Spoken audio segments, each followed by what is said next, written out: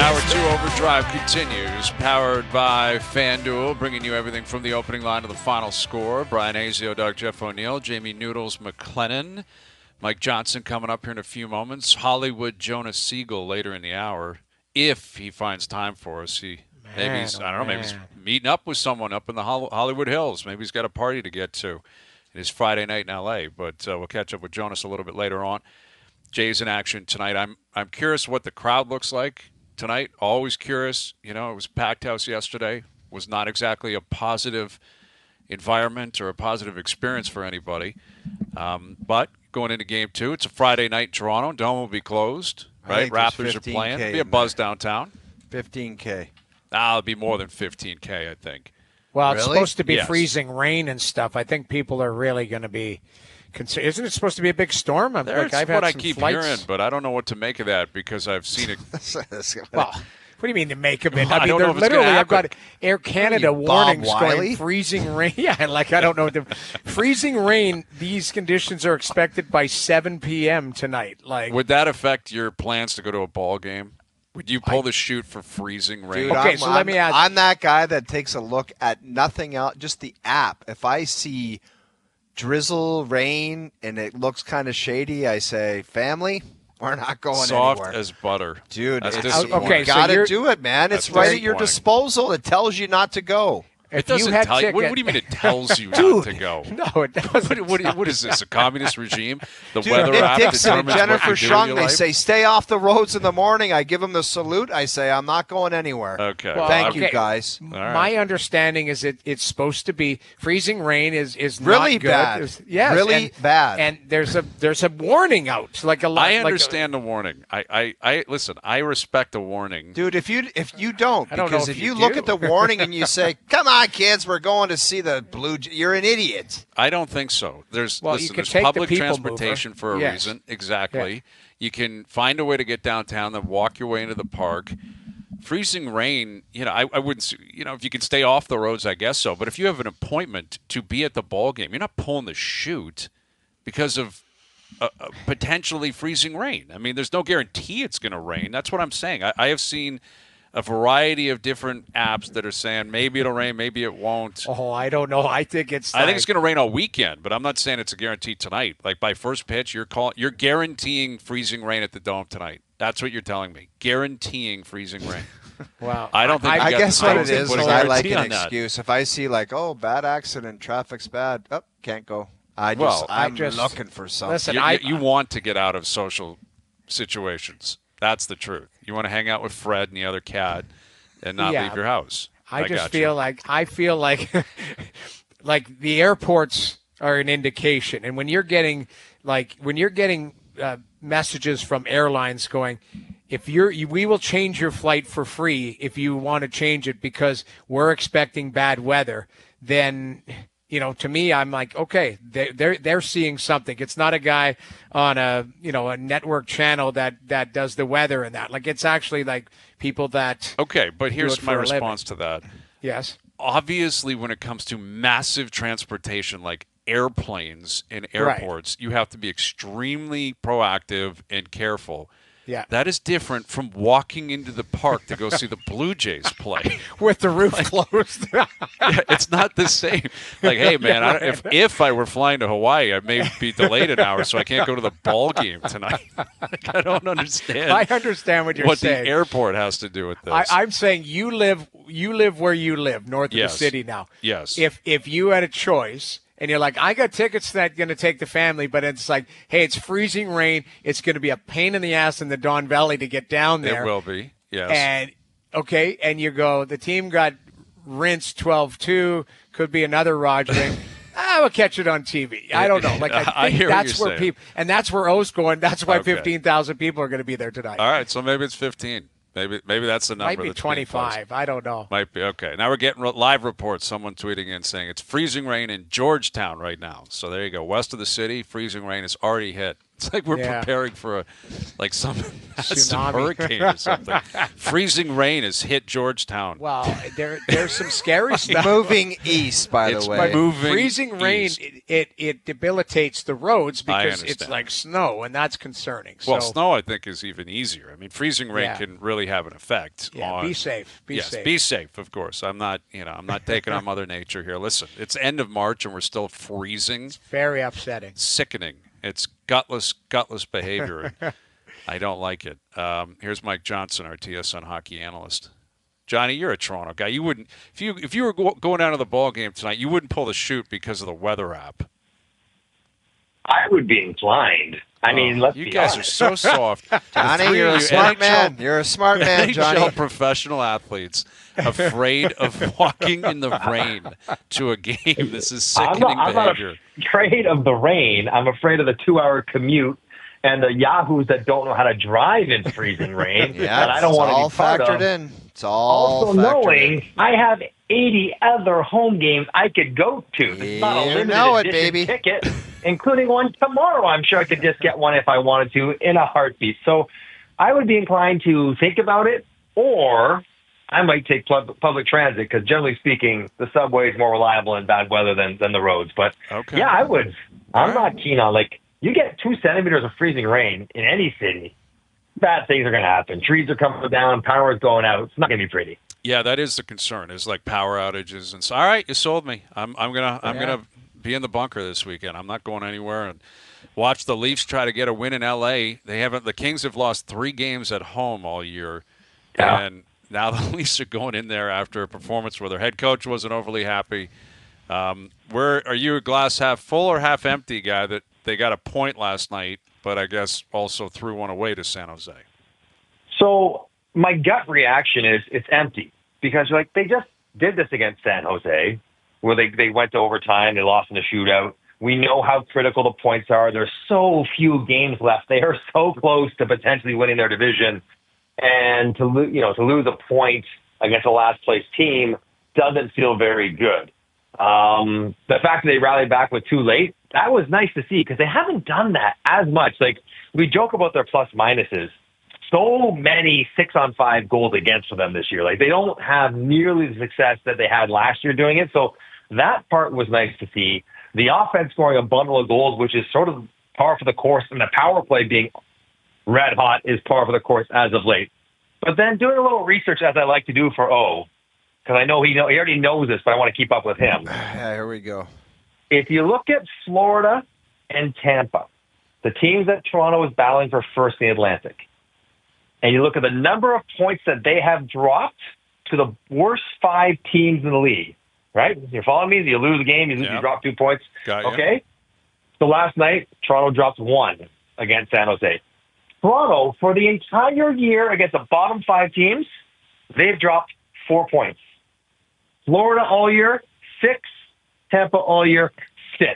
So this idea that they're throwing it away against the crappy teams, Florida and Tampa wouldn't let this happen, not true. In fact, they've been better against the bad teams than Florida and Tampa have been this year. So when I read that, I'm like, maybe we have to have a little bit more measured response because, yes, timing is bad. You hate to see it, but it's not like it doesn't happen to the teams they're competing with. I hate to say it, Johnny, but I beat you to the punch on that stat, and I brought it up earlier in the show. Okay, look at you two. Look at you two living in the same stat universe. I didn't hear that stat earlier in the show. I don't think it was as clarified as Johnny's. Johnny, I hear you bozos go. If I said it, it just couldn't be true, huh? You guys are idiots. It's mush. When you say it, it's mush.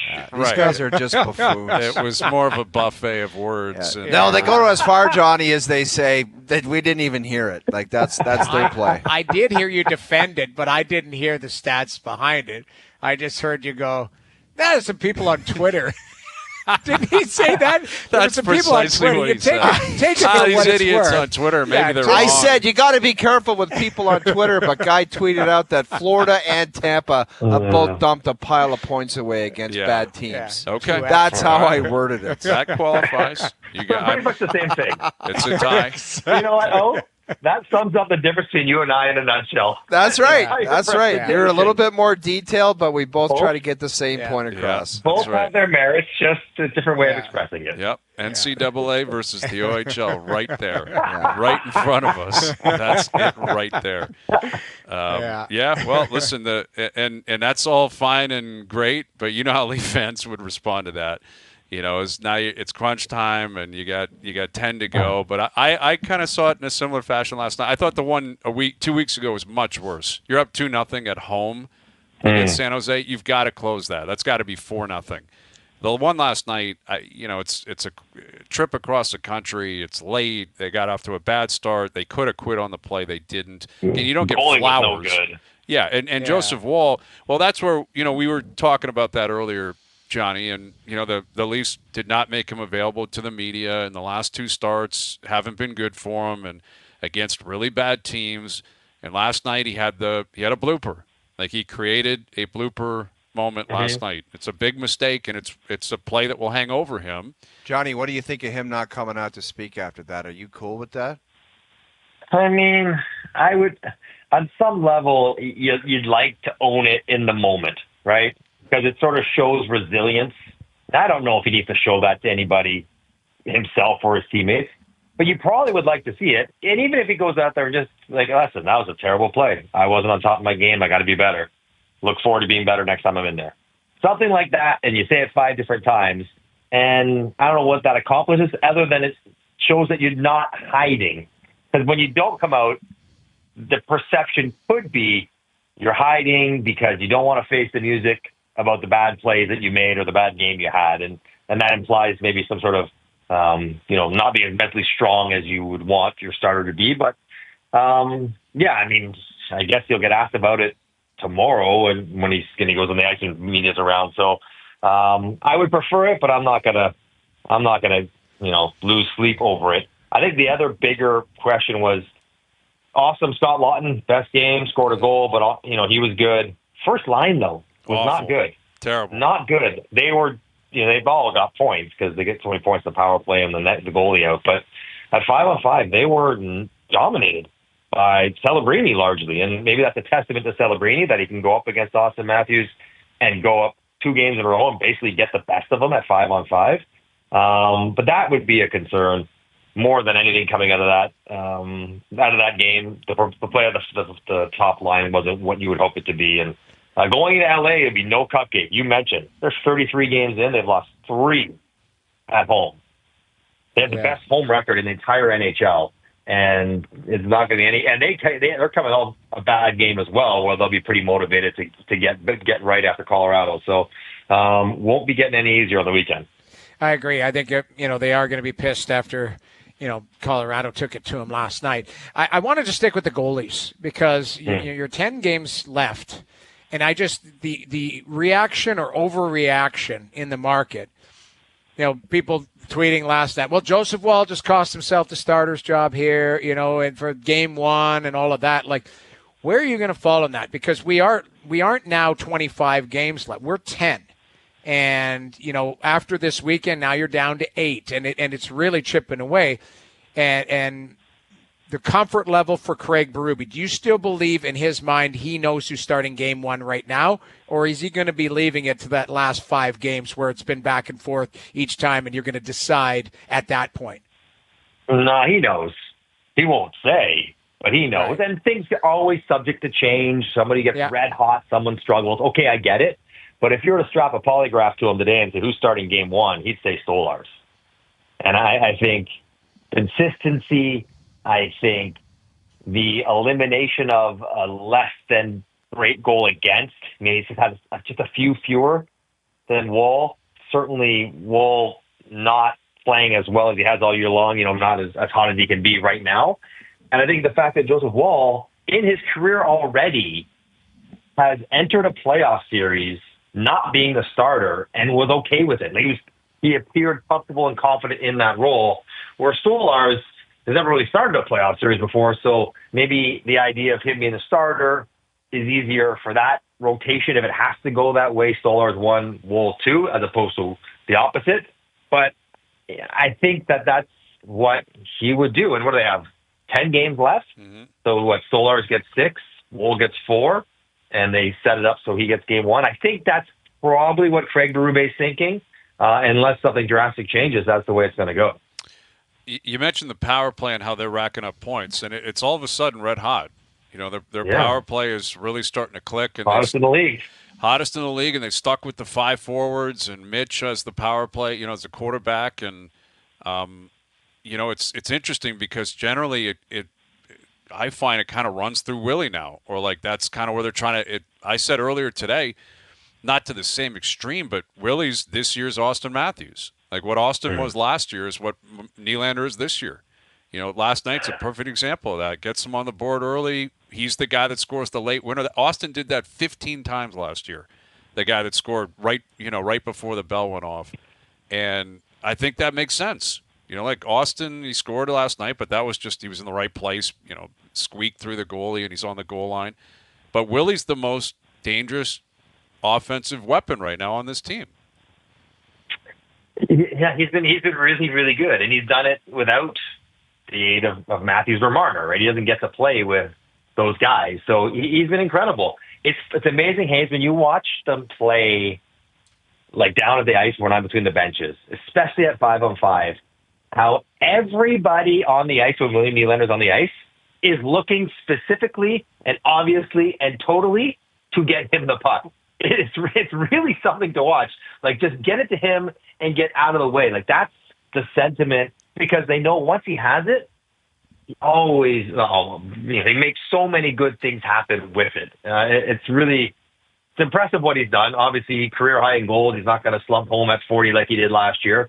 It's been a great year for him, and they will need it to continue to be excellent all the way through. Second line is scoring a lot of points. Again, lots of it on the power play. But, yeah, what he has, Hayes, is the ability to create time and space for himself and therefore everyone else because of his escapability using his edges. Like, I think that is essentially what makes him so important, because he can take a puck under pressure, pull it off the wall, get to open ice, cut back once, and all of a sudden he's got a bit of space and everyone else can move without thinking the puck's about to get turned over, and it allows them to play. And you need players that either through a pass, through skating, through deception, or through physicality to get themselves time or space. This is what it's all about when you have it. And with his evasiveness, he does it better than anyone on the team right now, and that's why he's piling up the points the way he is. He's been so good. Now, one thing, if you guys noticed, and we've had this conversation about Matthew Nyes, who, quietly is going to push 50 points here. And I was concerned about maybe what his ceiling might be offensively. If you look at the game-tying goal, the one with whatever, 12 seconds left or whatever it was, that pass that was going through the middle, he could have taken it and he left it. Like, he lifted his stick up and let it go to Nylander. And that, to me, I was so impressed that in that moment, maybe he was being yelled at to leave it. He had the awareness to not touch that puck.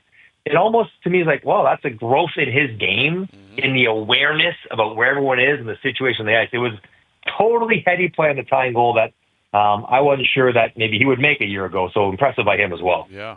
Johnny, what do you say to people when you get asked on the street the same question I do, the same question we all do? When people come up to you and say, Mike Johnson, what do you think of the Leafs this year in the playoffs? What do you toss back at them? I will say they, this year, are a worse team than they've been in the last 4. But they have better goaltending. And so if you think the goaltenders can make a difference, then you can think they have a good chance. If you think the opposition, and maybe this is it, the opposition is not quite as stiff as it has been in previous years, then they have a good chance. If you're thinking that maybe just the stars align and they get the breaks that they haven't gotten in years past, then they have themselves a chance. But I'm not, and I say this almost laughingly, that they are 7th, 6th in the entire league in points.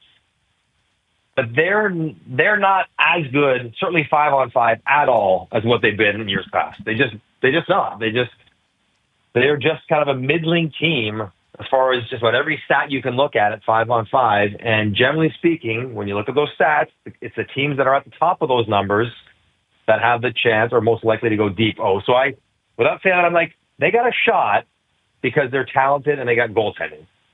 But I don't feel uber confident that they'll be able to mow down the competition because they just haven't done it that way this year.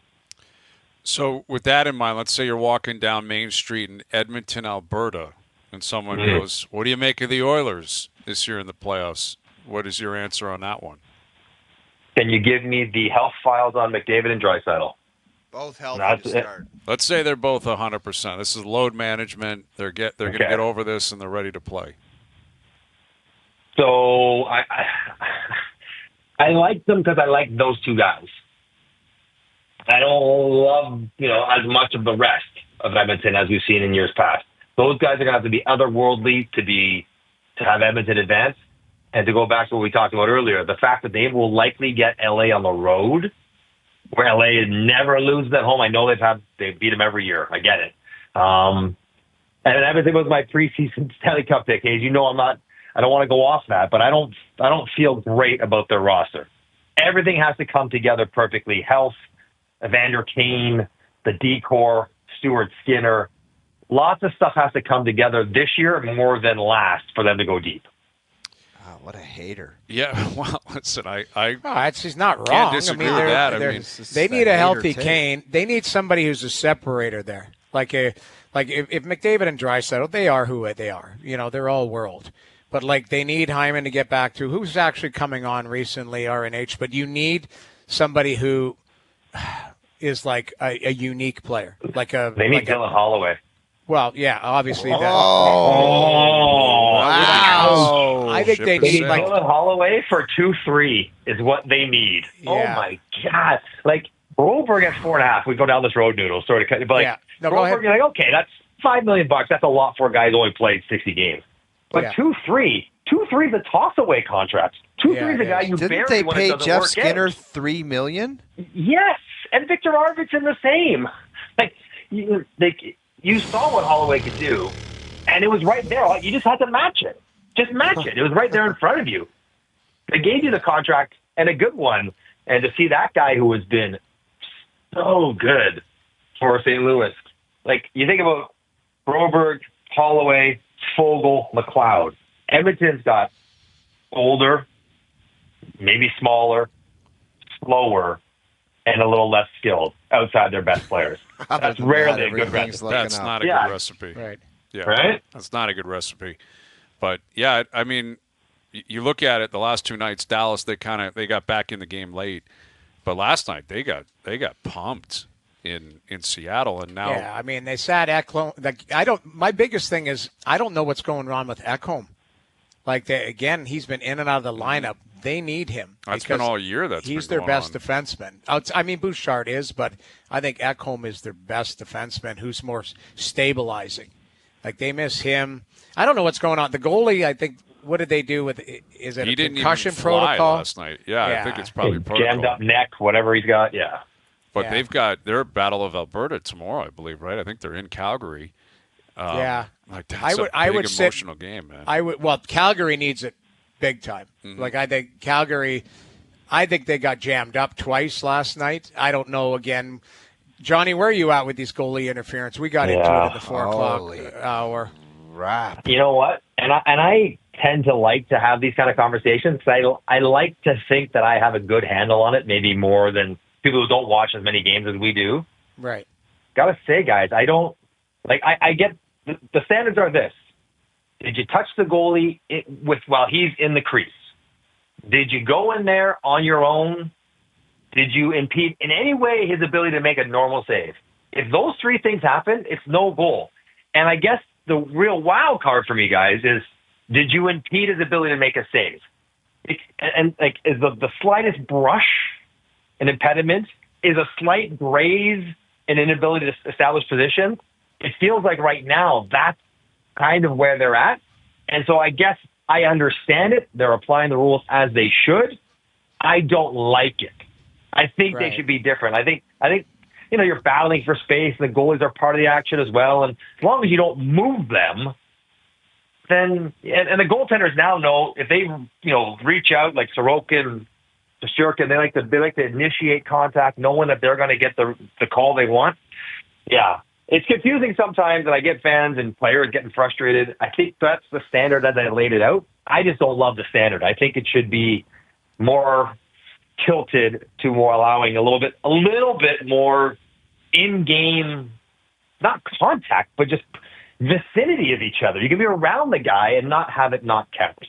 Yeah, I mean, I think it would be termed like hockey play. You know how sometimes they'd be like, that's a hockey play. Like, to me, right now, everyone is struggling with the parameters of what you're talking about.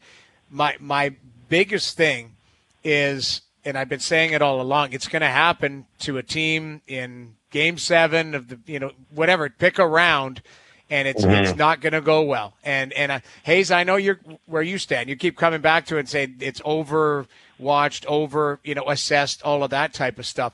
It's just I'm concerned that it's gone the other way now. And now we're really struggling with what is goaltender interference, what is pass interference, what is the strike zone, like the most important things in pro sports right now, and the most polarizing thing.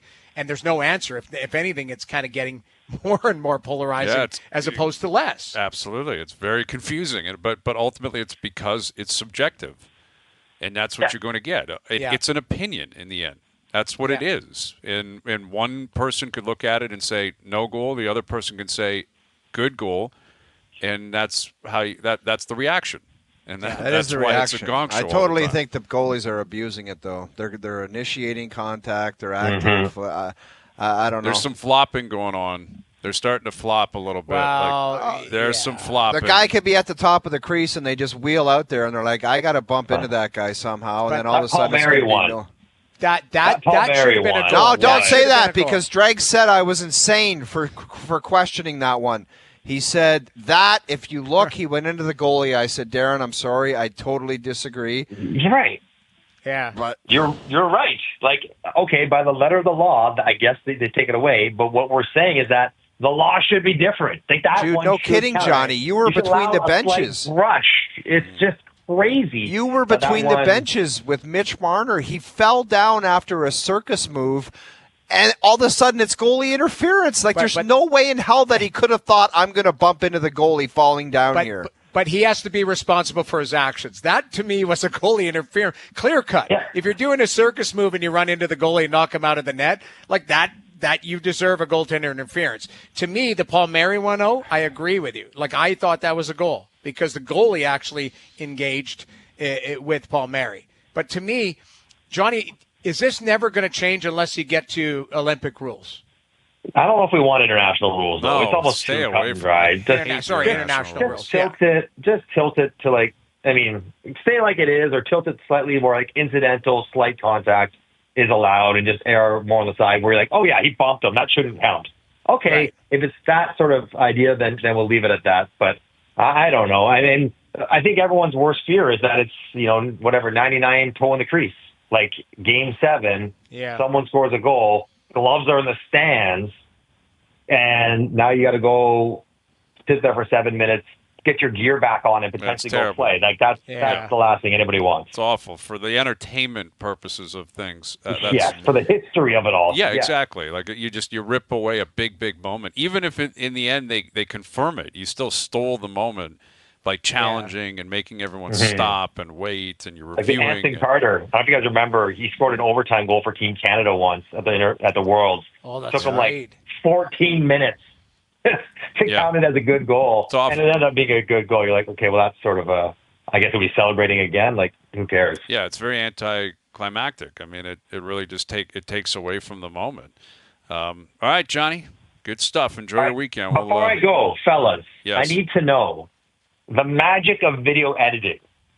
How many takes on the tailor-made challenge? Because, that was incredibly straight. Yeah, that was a dart he threw. We had 3 shots each. We'll let the cat out of the bag. We will say there were 3 shots, and they took our best shot. But I hit the green 3 times in reg.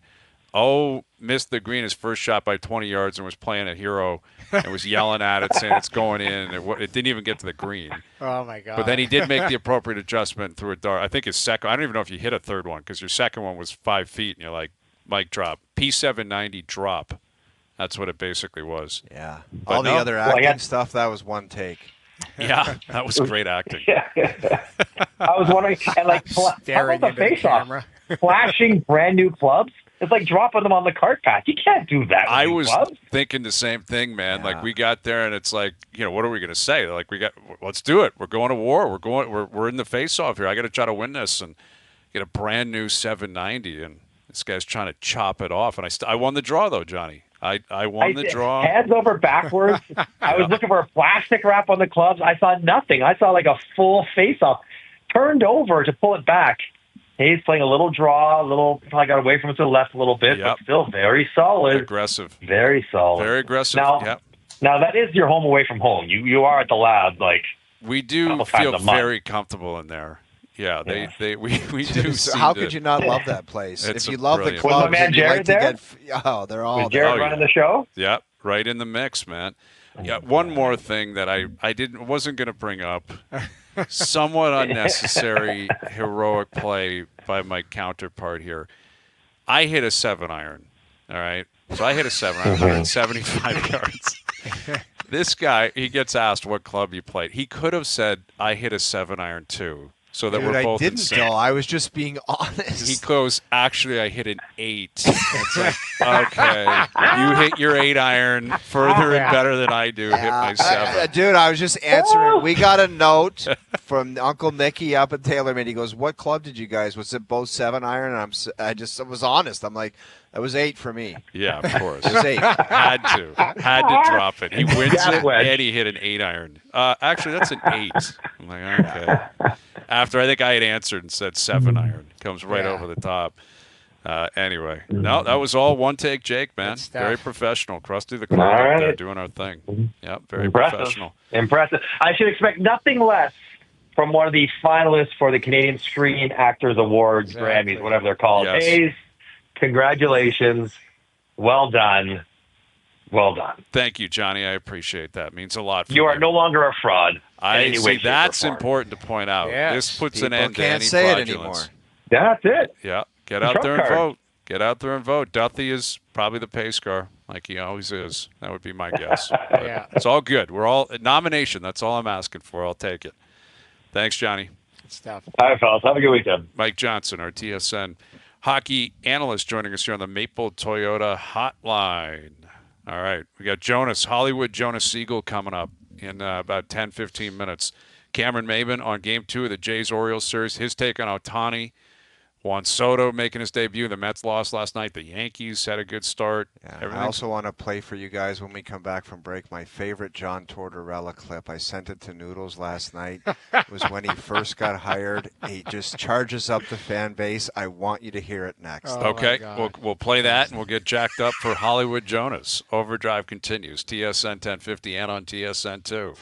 All right, Mail It In Friday brought to you by Boston Pizza, Canada's favorite sports bar. Enjoy $15 lunch at BP where you get an entree, a side, and a drink, and you'll get it all in 20 minutes or less. So fast lunch doesn't have to be fast food. See you for a $15 fast lunch at your local Boston Pizza. Jays in action tonight. Leafs on the West Coast. Raptors, Charlotte tonight. And we'll catch up with Jonas Siegel, Hollywood Jonas Siegel, here in just a moment. Yeah. But you referenced a John Tortorella clip that you want to play. So let me tee up this clip. It's one of his first interviews, and he's got guys interviewing him, and Torts is the new coach, and the guy asking the question, he wants to know, like, has Torts found something like that's going to lead the charge for the Flyers? Like, what have you discovered about this team that's going to take you into the next phase and be awesome? Here it is. What are we good at? Have you found something that you can build on, an identity with this team? No.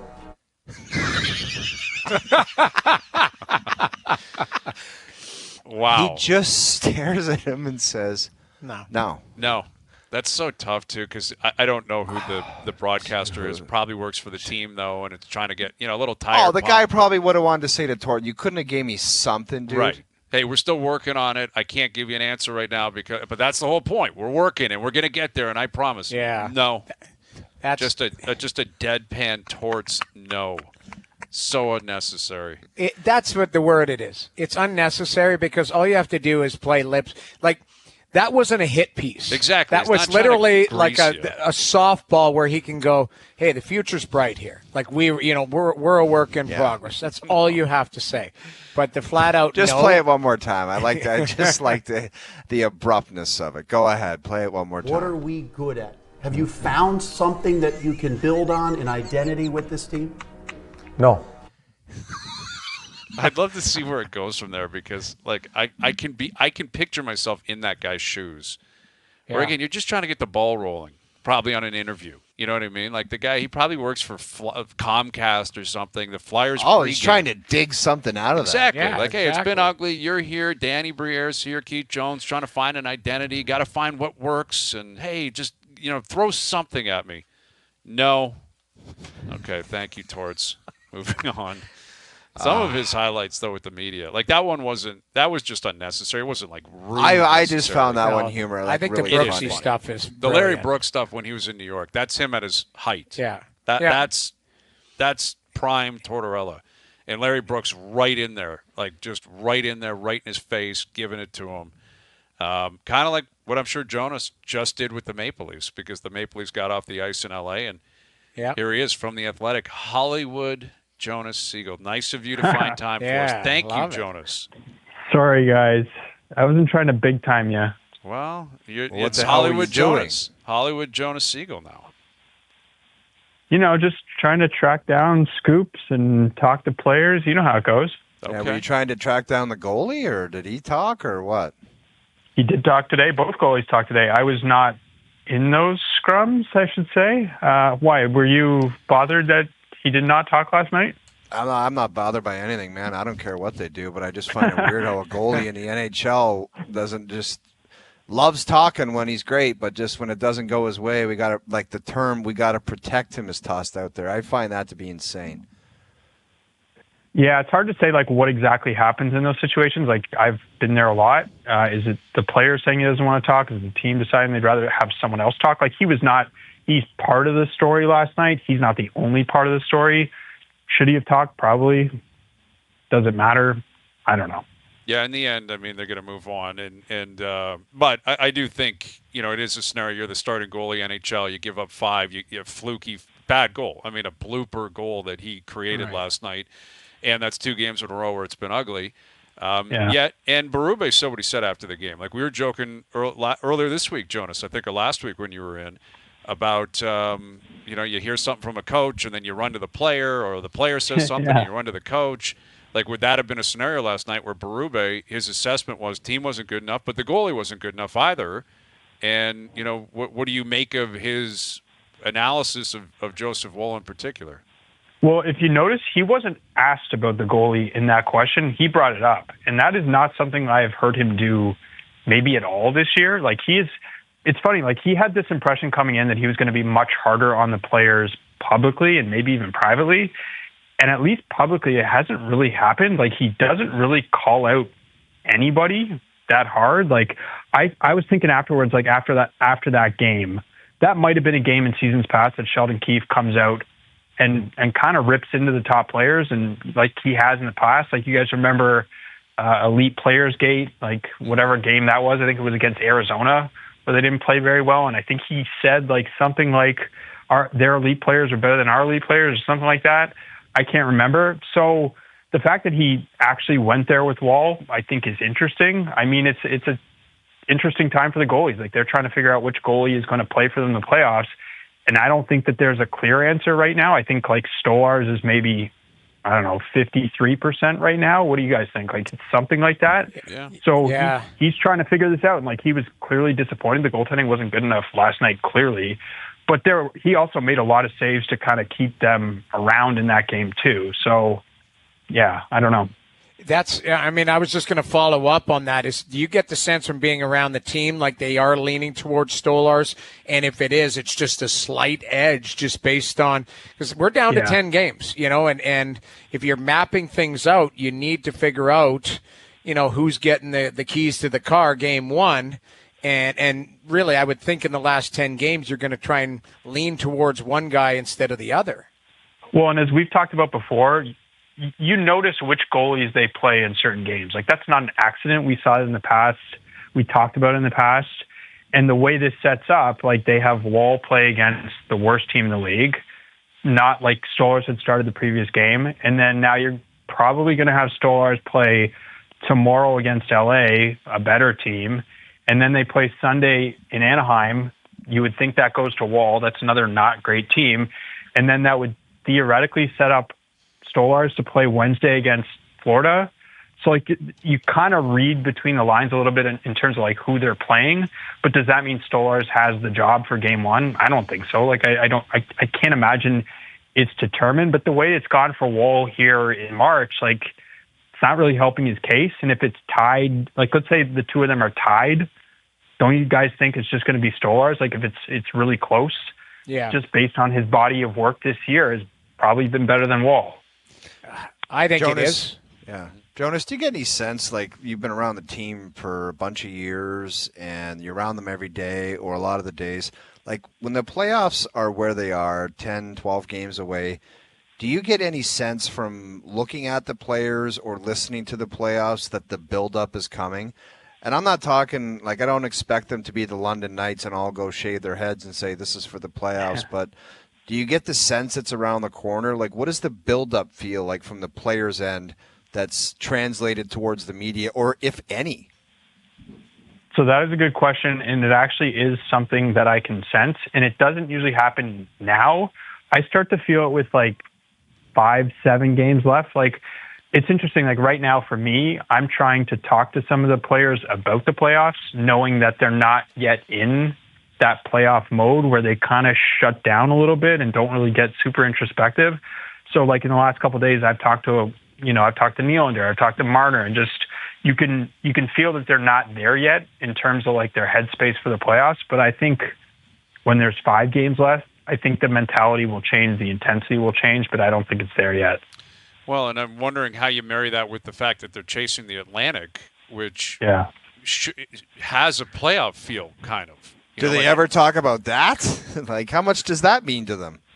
I asked Matthews that last night, and he said it's something that they've been thinking about the whole year. And we've heard otherwise from other players that it's not something that they think about. But, like, obviously it's something that they want to win. And that's why you look at, like, these games, like last night, the Nashville game, the other San Jose game, and it's like those are the games. That's how you lose the division. And then I'm reminding myself that if that happens and they finish, I don't know, second or third, that, like, we can't do this whole song and dance about, it's tougher that they have to play a better team and their road to the final and all that stuff is harder, because, like, those little games that don't really feel like much, the March 3rd game at home against San Jose that they lose in a shootout, I think they were up 2-0 in that game. Mm-hmm. You know what I mean? Like, that's how you lose the division. So, like, we can't really keep making an excuse for it if they don't win it in this scenario when the division is clearly weaker than it's been. Absolutely. Leafs Kings tomorrow, Leafs Anaheim. Enjoy Hollywood, Jonas. We appreciate you doing this. You got it, guys. Later. There he is, Hollywood Jonas Siegel. Later. He's got big plans out there. He's Hollywood Hills. I guarantee it tonight, man. Probably he's getting access to places the Kardashians couldn't get into. But, yeah, the mentality of the group, because this is it. Like, every year they've lost in the first round. Outside of the 1 year they lost in the second round. And immediately people were like, get me back to, like, end of March next year. So you're right before the playoffs, going into the playoffs. And then that's going to determine who you are, what you are, and how you can change what your reputation is. And that's the thing about what's happening right now. They have an opportunity to chip away at the reputation by taking the 10 games seriously, by getting in, having the top seed, winning in the first round against an inferior opponent, and then maybe you take it from there. But the way they kind of operate and play and look on the ice, it doesn't scream as if they've just been chomping at the bit to get back to this date and back to this opportunity. And maybe it's because the regular season, again, is not as important as the playoffs, and maybe it will show up come playoff time. We'll see. But they got 10 games left, and then it really is is go time. Dear Hazy B coming up in about 40 minutes. Jay's back in action tonight. We'll touch on that into the 6 p.m. hour. Best bet still to come as well. Overdrive continues. TSN 1050 and on TSN 2. Time for you to tell us where Al's brother's been hiding all week. Call us right now at 416-870-1050. 416-870-1050. The first caller through with the correct location wins a pair of tickets to see the Leafs-Panthers next Wednesday night, April 2nd. What a game. Another chance to find Al's brother and win Leaf tickets starts next week right here on Overdrive. Brought to you by McAlpine Ford in Aurora. Our family, the Ford family, and you. Giving away tickets into April. We're almost there, almost through March. And Masters right around the corner, Stanley Cup playoffs, NBA Did you playoffs. see what your boy Scotty did? Scheffler was lights out today. Didn't even play that good, man, and the guy shot 62. Yeah, 8 under par, leading the tournament. Taylor Pendrith right there with them, though, man. He is, man. I got both of them. I got both. I picked both, Scheffler and Pendy. I got both. Sound like such a whiner and a loser. I I had love both. I having got those two. both. I got both. I love having those two. Scheffler, I'm telling you, man, like you were doubting him that he couldn't come alive on that course. Dude, it's almost like he said to himself, the Masters is around the corner, and I'm going to get into go mode and absolutely slaughter everyone. Yeah, terrifying for everyone else in the field. Dude, no Terrifying. kidding, man. Tiger vibe. Yeah, if he's striking the ball, if he's rolling putts, you're in big, big trouble, man. Like big, big trouble the way that guy plays. And the way he plays that course in particular. And there's only been, I think, 3 players ever that have gone back-to-back, right? So it's not an easy feat, but Scheffler may be capable of doing it. And that'll be his 3rd green jacket without any other major. Never won any other major, which would be I know. kind of That's going to wild. be interesting when he starts picking off other majors. Yes, exactly. Cameron Maben, Dear Hazy B, our best bet still to come. Overdrive continues. TSN 1050 and on TSN 2.